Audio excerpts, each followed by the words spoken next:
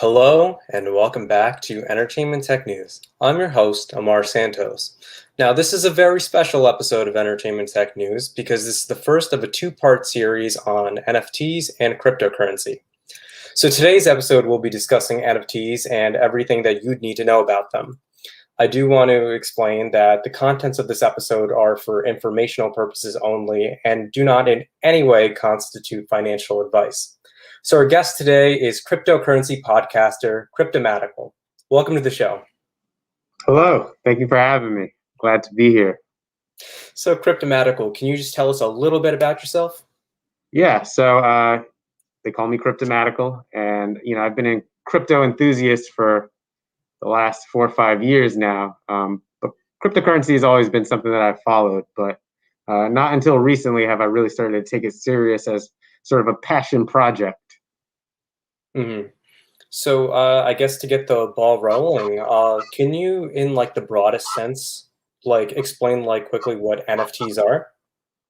Yeah, sorry, I guess I should kind of rewind a bit. I originally got into NFTs from more of a place of um, it's a part of the space. It was something that would all right. So Cryptomatical as a participant of the space is extremely important for me to involve myself in the many various benefits of cryptocurrency. And so NFTs for me were really just something that I got into because I found it interesting and I thought it fully embodied the cypherpunk culture and cryptocurrency culture and what Mm-hmm. the space was about, right? And so just to kind of provide a little background.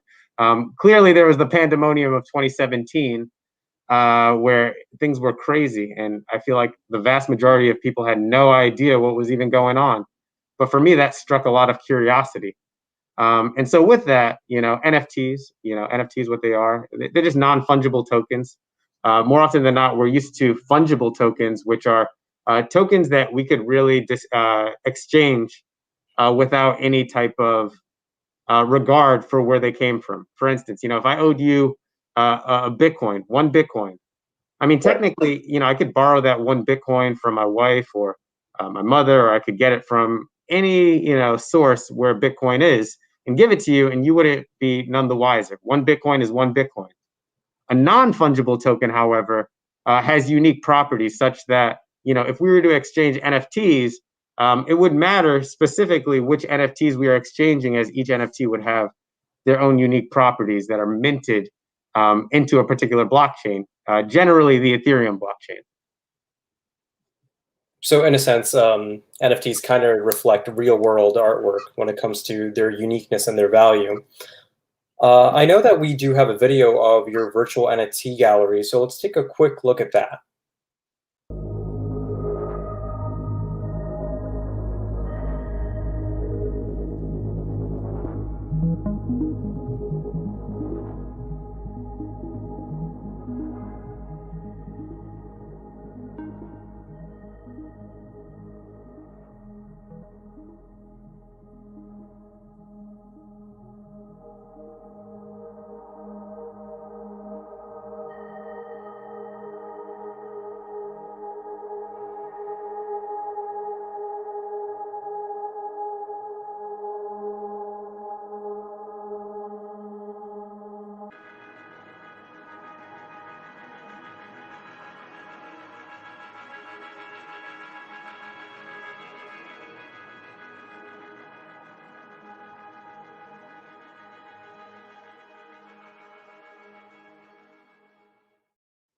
So Cryptomatical, I guess the obvious question is, what led you to NFTs and creating your own gallery?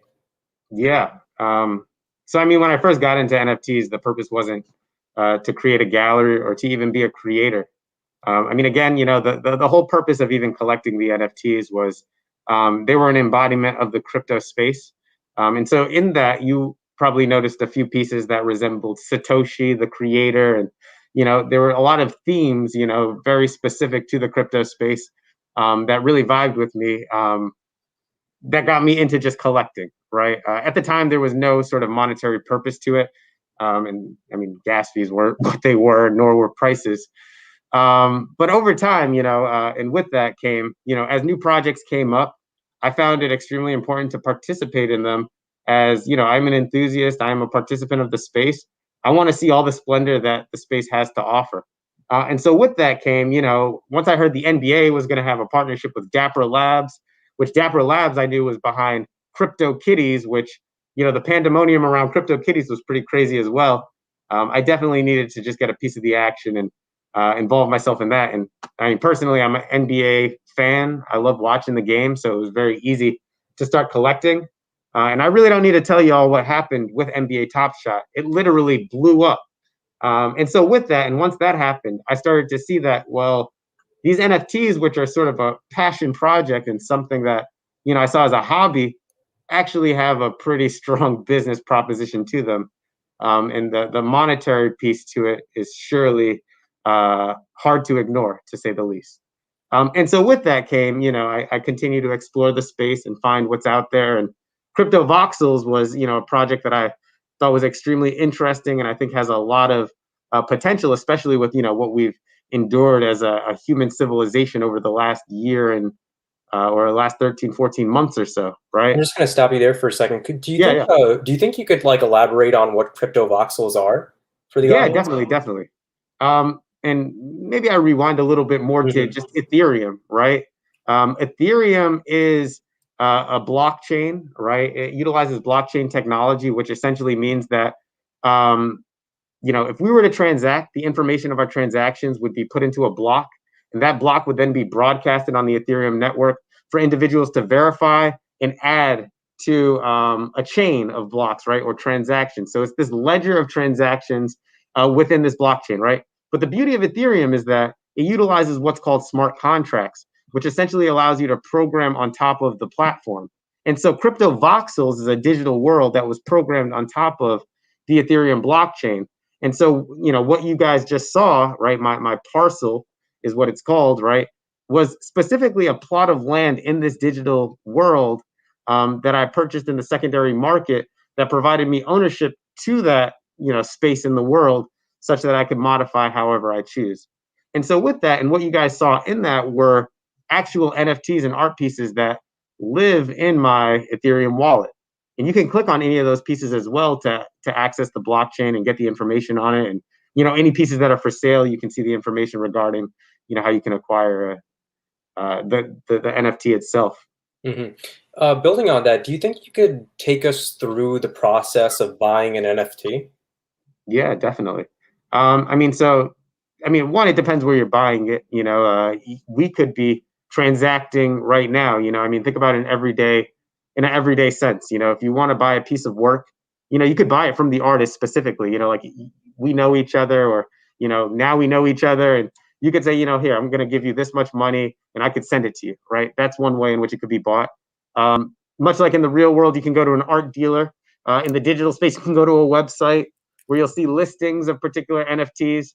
But once you do that and you enter the site, generally it's through a MetaMask wallet, but it'll prompt you to access your Ethereum wallet such that you can provide generally some fungible token, right? Whether it's Ethereum or Rarible token or whatever you're purchasing it with. And that transaction gets signed through your browser and the transaction is made. Yeah. Hmm. So it depends on the platform. There are many places you can buy NFTs, really. Hmm. So looking at one specific part of your showcase, I guess we'll take a look at one specific NFT. Do you think we can look at a specific artwork and Yeah, maybe you can talk about it? definitely, definitely. Oh, look at that. That's Crypto Woman #1. So yeah, it's interesting because I created this Crypto Heroes collection, which I guess for any artist, any collection might be incomplete. For me, it definitely is the case.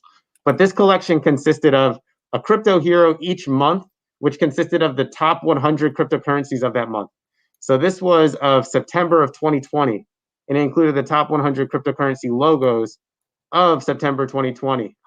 Which I thought it would just be fun to kind of try to find your favorite crypto in there and whatnot, and to compare one crypto hero to the other to get an idea of how did the top 100 change from month to month? Hmm. Which entered and which vacated.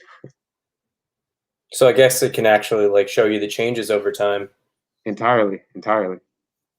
which that's largely what I try to do with my art, broadcast this bigger idea around the crypto space. Hmm. So I guess it's a similar argument like when we're trying to argue about the value of art. How would you argue the legitimacy of NFTs to someone who's considering getting involved? Yeah, that's an excellent question. I think the first example I think of is, let's pick a famous, let's look at the Mona Lisa, for instance. As we all know, the Mona Lisa lives in a museum. If I had a Mona Lisa in my house, there'd be no question whether or not it was real or fake. It's obviously fake. However, right, say we're not talking about the Mona Lisa, say we're talking about something a little less notable. Really, it's just through carbon dating we'd be able to tell whether or not something's authentic or not. In the case of the Mona Lisa, I mean, really, you can go on Amazon right now and buy a replica that's literally indistinguishable from the actual for 30, 40 bucks. However, right, we know it's not real for X, Y, and Z reasons. It's in the museum, whatever, right? But if we're talking about a less notable piece, who knows if it's real or not? So the value behind NFTs is that there is legitimately a timestamp and authentication piece to it that lets you know without having to go through these complex scientific procedures and these complex record keepings for auction houses and whatnot to really know what's real and what's fake. We can see where it came from, when it came from there. We can see, transfer of ownership, et cetera, et cetera. So, from a strictly logistical standpoint, NFTs are easier to track, right? But from an artistic standpoint, NFTs do so much more than traditional art. The Mona Lisa stands still, which is great. I mean, there's a lot to be said about saying something with a few strokes of a brush. However, right, I mean, we're just talking about visuals at this point. An NFT can include visuals, animation, sound, a virtual reality experience, So with that comes um, the value proposition and unique selling point behind NFTs is that it encompasses much more in terms of a sensual experience and really including your entire body and feeling, around a piece, which is what you want in art. When you hear music, you want to be moved. When you see something in a museum, you want it to capture ideas and make you feel in a certain way. NFTs can do that with more media, different diverse medias in the same piece. Absolutely. Yeah. So I guess as a final question to wrap us off, do you think that this is a trend that will go away, or do you think that there's like a bright future for NFTs? Yeah, I mean, look, not everything's going to succeed, right? But the Mhm. technology itself is extremely useful, right? And not even from an artistic standpoint, there are just a lot of use cases where NFTs are applicable. So for instance, Mark Cuban's thinking about utilizing NFTs as tickets for Dallas Maverick games, right? Tickets and even, because think about it, I can mint an NFT and claim royalties on that piece and its transactions, right? And so if I'm say a owner of a basketball team and I'm trying to sell tickets to the game and I know scalping is occurring, NFTs solve that by one, either allowing the original owner or creator of that NFT to collect royalties on that resale, or two, restrict it altogether. The technology itself is solid and will surely add efficiency to to the economy. The art piece to it, I think a lot of pieces that are currently being released will not hold value, but there will be many pieces that do hold value as they represent some of the origins of NFTs, as well as, there's more behind some of these communities than just an image. And I think of like the Lux expression community, where, the NFT is backed by a community token. And there are other incentives to owning the NFTs beyond just waiting for a resale at a higher price. So NFTs alone, I think, might not do well and could see a correction, and certain projects might be a bubble.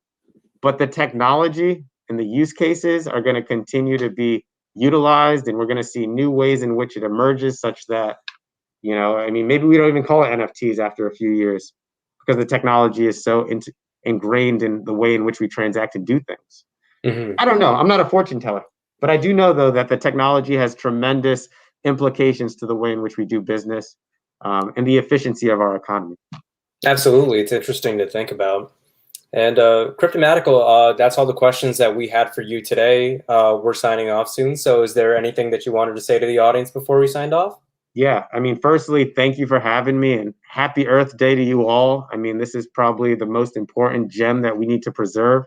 So please do your part in that regard. And I know we can get into the environmental piece of cryptocurrency another time. I definitely have my own things to say about that. But please follow me on Spotify, follow me on Twitter, Cryptomatical. I got a weekly podcast coming out, Let's Talk Crypto with Cryptomatical, where we talk about the latest and greatest trends and things that are happening in the crypto space.